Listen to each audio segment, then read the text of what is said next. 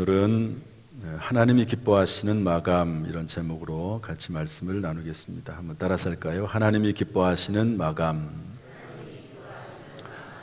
오늘은 2023년의 마지막 주일입니다.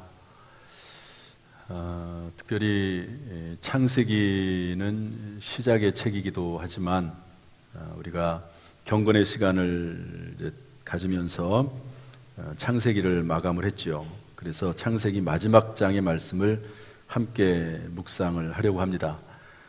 마지막 장에는 여러 가지 오늘 주일, 마지막 주일에 맞는 그런 내용들이 많이 나옵니다.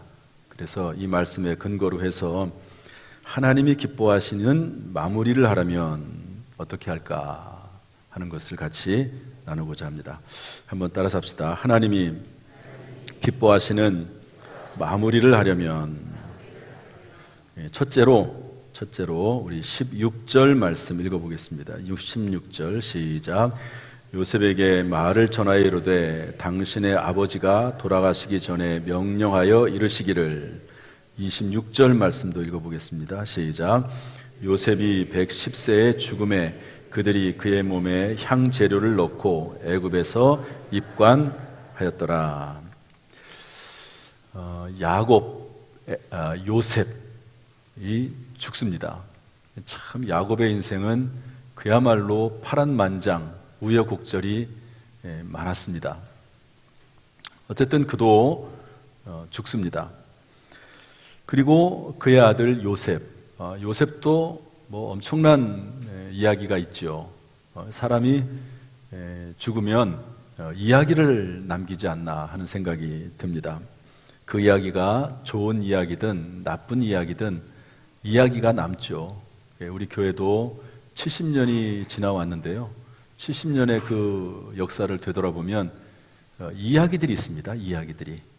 그런데 좋은 이야기가 있고 나쁜 이야기가 있고, 좋은 이야기에 등장하는 주인공이 있고 나쁜 이야기에 등장하는 주인공도 있습니다. 그런데요, 요셉도 죽고 야곱도 죽는데, 이처럼 한 해를 마감할 때마다 우리가 기억해야 될 것은 우리의 인생도 반드시 그 끝이 있다 하는 것을 잊어서는 안 됩니다. 혹시 잊고 살았다면 오늘 다시 기억해내는 시간이 될 수 있기를 소망합니다. 히브리서 9장 27절에 보면 뭐라고 되어 있냐면, 한 번 죽는 것은 사람에게 정하신 것이요 그 후에는 심판이 있으리니. 여러분, 이 말씀 속에서 벗어날 수 있는 사람, 자유로운 사람이 누가 있겠습니까? 다 죽는다는 거죠. 다 죽습니다. 그런데 그것이 끝이 아니고 하나님의 심판이 있다라고 성경은 알려주고 있습니다. 따라서 우리는 전도서 7장 4절, 7장 2절 말씀에 근거해서 볼 때, 지혜자의 마음은 초상집에 있으되 우매한 자의 마음은 혼인집에 있느니라. 초상집에 가는 것이 잔치집에 가는 것보다 나으니 모든 사람의 끝이 이와 같이 됩니다. 산 자는 이것을 그의 마음에 둘지어다. 모든 사람의 끝이 이와 같이 됩니다. 산 자는 이것을 그의 마음에 둘지어다. 여러분, 살아있습니까? 그렇다면 무엇을 마음에 두라고요? 죽는다, 끝이 있다 하는 것을 마음에 두고 살아라 하는 것이죠. 아주 유명한 이야기가 하나가 있습니다. 근데 제가 이렇게 쭉 자료를 보니까요, 이 이야기의 주인공이 실제 이 말을 한 사람이 다르긴 하더라고요. 어쨌든 제가 본 자료에 보면 필립 디 넬이라고 하는 16세기의 유명한 사람이 있습니다. 그 당시 최고의 대학이었던 컨티넨탈 대학의 교정을 걷고 있는데, 어떤 학생이, 법률을 공부하는 학생이 열심히 공부하고 있고 또 그렇게 하고 있다고 알려져 있는 그런 학생이 지나가는 것을 봤습니다. 그래서 그를 불러가지고요, 물어봤습니다. 자네 대학 공부를 다 마치면 무엇을 할 것인가? 그랬더니 대학 끝나면요, 저는 대학원 갈 겁니다. 그래서 박사학위를 받겠습니다. 박사학위를 받고 나면 뭐 하겠나 그랬더니 변호사가 되겠죠. 그래, 그러면 그 변호사가 되어서 뭘 하려고 하는가 그랬더니 아주 힘든 문제를 몇 개 맡아서 웅변과 지식으로 멋지게 처리해서 무사람의 관심과 명성을 얻겠습니다. 그 다음에는 뭐 어떻게 되느냐 물어봤더니 높은 지위를 차지해서 돈을 많이 벌고 드디어 부자가 되겠죠. 그 다음에는 어떻게 되겠느냐, 명성과 재물을 소유한 중에 평안하게 살 겁니다. 또 그 다음에는 어떻게 되지? 그 다음에는 아마 제가 늙어서 죽게 될 겁니다. 그 다음에는 어떻게 되지? 대답을 할 수가 없는 거지요. 결국 이 청년이 열심히 일을 한 것의 최종 종착지는 죽음입니다. 죽음으로 끝나고 마는 거죠. 그런데 죽음 이후가 끝이 아니고 그 이유가 또 있다는 것을 성경은 우리에게 알려주고 있습니다. 따라서 여러분, 성경이 말씀하신 대로 오늘 이렇게 마지막 주일을 우리가 보내면서 꼭 기억해야 될 것은 한 해가 마감하는 때가 있듯이 내 인생을 마감할 때도 있다 하는 것을 기억해야 될 것입니다. 여러분들은 언제 죽을 것이라고 생각을 하십니까? 여러분들은 전혀 나는 죽을 생각을 안 해보고, 그리고 나는 죽지 않을 것이라고, 그날이 영원히 오지 않을 것이라고 생각하는 분이 혹시 계십니까? 그렇다면 지금 그 생각을 접으셔야 합니다. 한 번 죽는 것은 사람에게 정하신 것이요, 그 후에는 심판이 있으리니, 하나님 앞에 심판대에 섰을 때에 하나님 앞에 무언가 할 말을 우리가 생각을 하고 살아야 되는 줄로 믿습니다. 두 번째로 18절부터 21절 말씀을 다 같이 읽어보겠습니다. 18절부터 21절 다 같이 읽어보죠. 시작. 요셉이 그들에게 이르되 두려워하지 마소서, 내가 하나님을 다시요. 18절 다시 시작. 그의 형들이 또 친히 와서 요셉의 앞에 엎드려 이르되 우리는 당신의 종들이니이다. 요셉이 그들에게 이르되 두려워하지 마소서, 내가 하나님을 대신하리이까. 당신들은 나를 해하려 하였으나 하나님은 그것을 선으로 바꾸사 오늘과 같이 많은 백성의 생명을 구원하게 하시려 하셨나니 당신들은 두려워하지 마소서, 내가 당신들과 당신들의 자녀를 기르리이다 하고 그들을 간곡한 말로 위로하였더라. 아멘. 아버지 야곱이 죽자 요셉을 팔았던 형들은 두려웠습니다. 그 이야기들을 여기서 다시 길게 할 수는 없습니다. 야곱에게는 부인이 4명 있었지요. 거기에서 12명의 아들이 있습니다. 그리고 특별히 사랑했던 라헬의 아들 요셉을 사랑했어요. 다른 형들은 다 일 시켜놓고요, 요셉은 일을 안 시켰습니다. 그리고 채색 옷, 좋은 고급 옷을 입히면서 늘 요셉을 함께 가까이 했습니다. 그러니까 형들이 얼마나 밉습니까? 그래서 기회를 보고 그 요셉을 죽이려고 하죠. 그런데 죽인 것까지는 너무 심하니까 상인들에게 팔아 넘기지 않습니까? 그리고 나서 요셉이 17살 때 그런 일이 있었는데요, 애굽에 팔려가서 종살이 옥살이하고 고생하다가 하나님의 은혜와 능력으로 30살 때 애굽의 총리가 됩니다. 그리고 잘 알다시피 풍년이 7년 나고 흉년이 7년이 나는 그때 애굽의 총리가 돼가지고요, 많은 세계 모든 사람들을 양식으로 이렇게 도와주고 구제하고, 또 그러면서 수많은 재산을 얻어서 왕에게 갖다 바치는 이런 일들을 요셉이 했습니다. 요셉의 형들도 양식이 떨어지니까 요셉을 찾아왔겠지요. 요셉이 그들을 맞이하고 그리고 모든 가족들을 다 애굽으로 데리고 와서 아직 한참 이 흉년이 남아있으니까 여기에서 살라고 하면서 들어오게 되는데, 그때 한 70여 명 정도가, 70명이라고도 기록되기도 하고 72명이라도 기록이 되어 있는데 사람들이 와서 거기에서 거하게 됩니다. 이렇게 이제 정말 번성하면서 살다가 아버지 야곱이 죽습니다. 그러니까 두렵죠.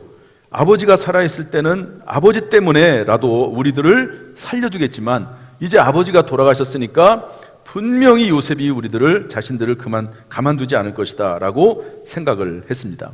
그래서 사람을 보내죠.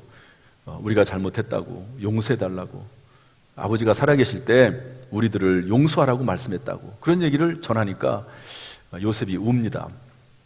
그리고 나중에 형들이 이제는 직접 찾아옵니다. 직접 찾아와서 또 같은 이야기를 하면서 우리를 용서해달라고. 그랬더니 또 요셉이 울지요. 그러면서 했던 유명한 말이 오늘 본문에 나옵니다. 어쨌든 마지막 이 창세기 50장에서 나와 있는 것은 뭐냐면요, 회개와 용서와 위로입니다. 회개와 용서와 위로. 여러분, 2023년을 마감하면서 우리의 마음속에 하나님 앞에 회개할 것 있으면 회개하고, 사람들 앞에 회개할 것 있으면 회개하고, 또 용서할 것 있으면 용서하고, 용서를 베풀고 하는 그런 모습이 있기를 주님의 이름으로 축복합니다. 요셉이 행한 용서의 모습은 우리에게 몇 가지 교훈을 주는데요, 19절 말씀 보면 뭐라고 요셉이 이야기하면, 내가 하나님을 대신하리이까. 한번 답시다. 내가 하나님을 대신하리이까. 요셉이 사실 인간적인 면에서 볼 때면 도저히 용서할 수 없죠. 어떻게 아무리 그래도 그렇지, 아무리 미워도 그렇지, 시기해도 그렇지, 어떻게 동생을, 이복 동생이긴 하지만 동생을 죽이려고 합니까? 그리고 동생을 팔아 넘기고 아버지에게 거짓말해가지고 짐승이 잡아먹었다고 얘기를 합니까? 그 행위를 보면 도저히 괘씸해서 용서할 수가 없는 거지요. 그러나 용서하는 근거가 있어요. 그게 뭐냐면 내가 하나님을 대신하리이까. 여러분, 모든 심판은 하나님께 달려있는 줄로 믿습니다. 물론 세상에서 판사들은 어쩔 수 없이 심판을 해야 됩니다. 판단을 내려서 몇 년 구형을 때리기도 하고, 그리고 또 무죄 판결도 해야 됩니다. 또 세상에 돌아가는 질서니까요. 그러나 여러분, 하나님의 심판대 앞에 우리는 또 서야 됩니다. 세상에서 아무리 그 사람이 죄에 대한 형벌을 받고 나왔다 할지라도, 그러나 하나님 앞에 서서 또한 하나님의 심판을 받아야 되는 것인데요, 세상의 심판뿐만 아니라 하나님의 심판도 있는 것입니다. 그런데 성경에서 뭐라고 말씀하고 있냐면, 내가 하나님을 대신하리이까. 심판의 권한이 하나님께 있다라고 하는 것을 확실히 알았습니다.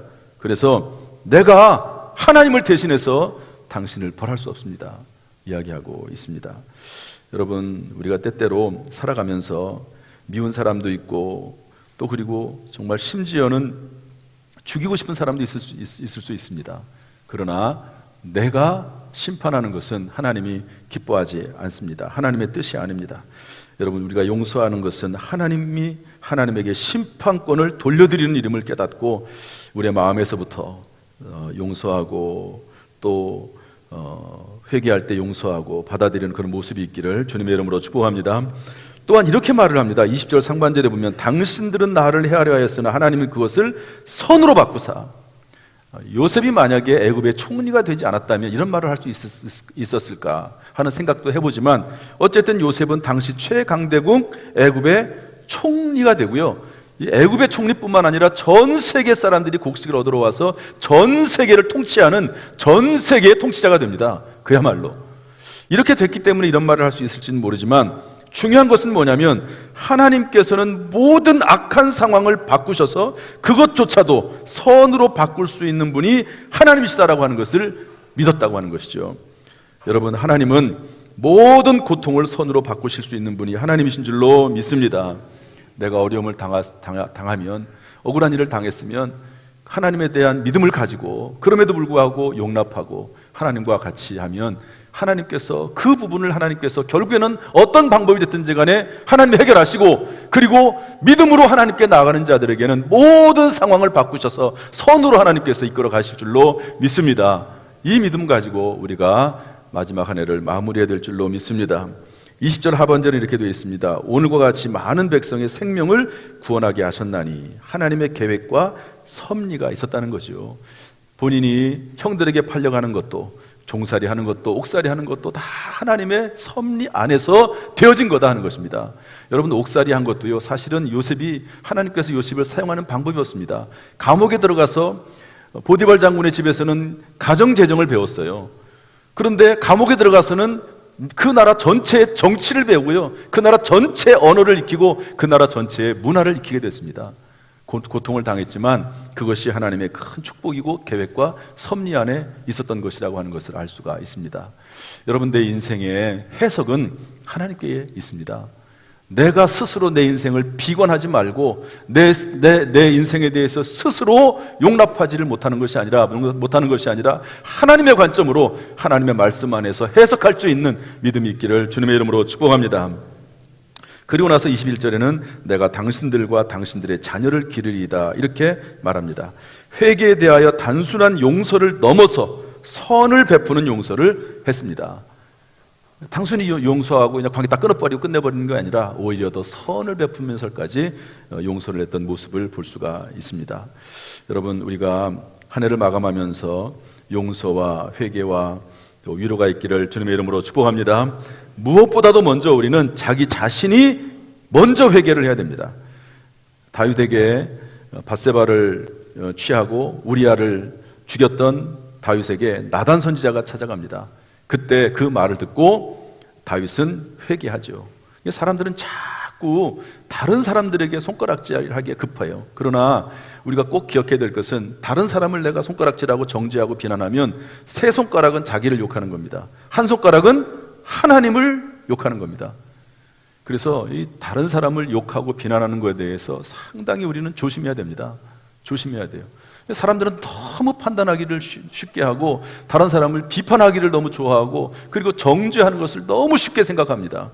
그래서 물론 그런 일이 없을 수는 없어요. 없을 수는 없습니다. 사람이 살다 보면 완전한 인간이 아니니까, 천사가 아니니까. 그러나 제 생각은 그래요. 한계를 넘으면 안 됩니다. 다른 사람을 비판하고 욕하는 것도요, 한계를 넘으면 안 돼요. 그래서 여러분, 먼저 우리가 스스로 하나님 앞에 회개하고 나가야 될 줄로 믿습니다. 그리고 또한 회개하거든 용서라고 되어 있습니다. 누가복음 17장 3절 4절 말씀 보면 너희는 스스로 조심하라. 만일 내 형제가 죄를 범하거든 경고하고 회개하거든 용서하라. 여러분, 회개가 없는 용서는 존재하지 못합니다. 그런데 경고했는데도 회개를 안 하네요. 그러면 넘겨야 돼요. 하나님 앞에 넘겨버리고 말아야 돼요. 그리고 나서 내 마음의 평안을 찾고 그리고 하나님 믿는 믿음 가운데 묵묵히 걸어가야 될 줄로 믿습니다. 그리고 회개한 후에는요, 다시는 더 심한 것이 생기지 않도록 죄를 범하지 말라고 예수님께서 말씀을 하셨습니다. 그래서 자기가 잘못해놓고 회개해놓고 또 죄를 지면 그것은 뭐 어떻게 되겠습니까? 다시 원점으로 돌아오고 마는 거죠. 어려움도 다시 돌아오게 되어 있습니다. 언젠가 한번 제가 이야기한 기억이 나는데요, 목회를 하다 보면 괴롭히는 사람들이 목회자를, 담임 목사를 괴롭히는 사람들이 좀 있습니다. 특별한 경우죠. 그런 일이 많이 있지는 않습니다. 그런데 전에 있던 교회에서 저를 괴롭히는 사람이 있었습니다. 그리고 그러다가 저는 이제 당진에 목회를 하고 접고 이제 서울에서 그만두고 당진에 오게 됐죠. 그리고 시간이 꽤 지났습니다. 그런데 이제 그분에게, 저를 괴롭혔던 분에게 연락이 왔어요. 그 부인 권사님을 통해서.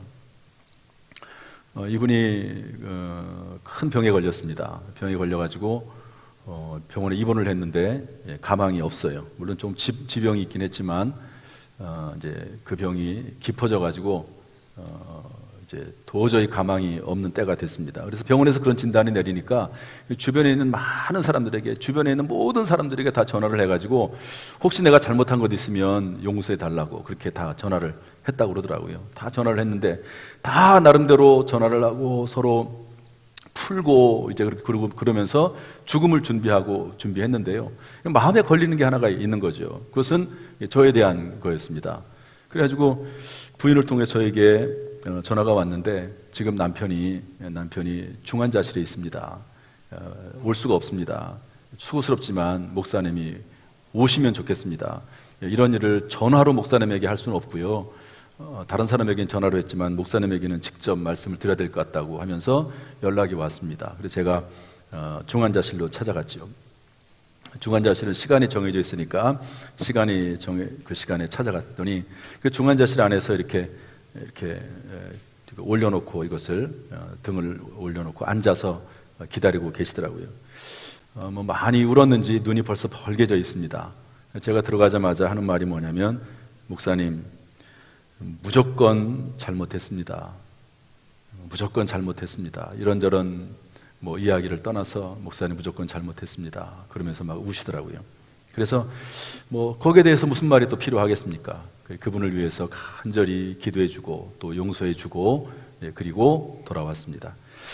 그분이 곧 돌아가실 줄 알았어요. 근데 그분이 나중에 들리는 이야기에 하면, 들어보니까 중환자실에서 퇴원하셨더라고요. 퇴원하셔가지고 한 5년 정도를 더 사셨습니다. 5년 정도를. 그리고 나서 이제 돌아가셨는데 자녀들에게 연락이 왔더라고요. 아버지 돌아가셨다고. 사람이 죽을 때가 되면 그렇게 생각하지 않겠습니까? 그런데 저나 여러분이나 다 죽음의 때가 기다리고 있다는 것을 잊어버리면 안 됩니다.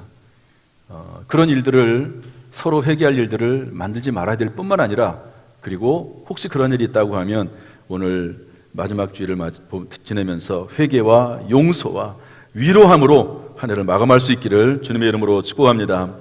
마지막 세 번째로 하나님이 주신 꿈과 비전을 품어야 됩니다. 24절 25절 말씀 다 같이 읽어보겠습니다. 시작.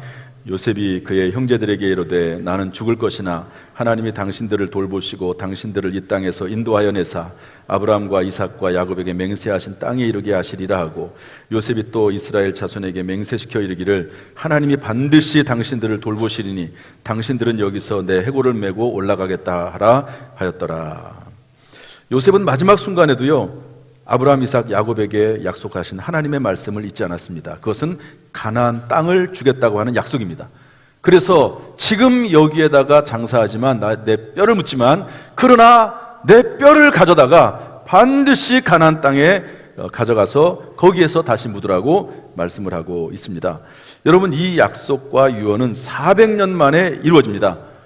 이스라엘 백성들이 70명 정도 되는 이스라엘 이삭의 야곱의 가족이죠. 야곱의 가족이 들어가서 애굽에 들어갔다가 가나안 땅 이제 출애굽, 애굽을 탈출하는 그 시간이 330년입니다. 그리고 광야 생활을 40년 하지요. 330년에다가 40년을 더하면 370년입니다. 여기에다가 요셉이 13년 동안 애굽에 있었던 날까지 더하고, 그렇게 하면 약 한 400년이 됩니다. 그러니까 이 꿈과 비전, 물론 이제 아브라함 때 한 약속이기 때문에 거기까지 올라가면 더 길어지겠죠.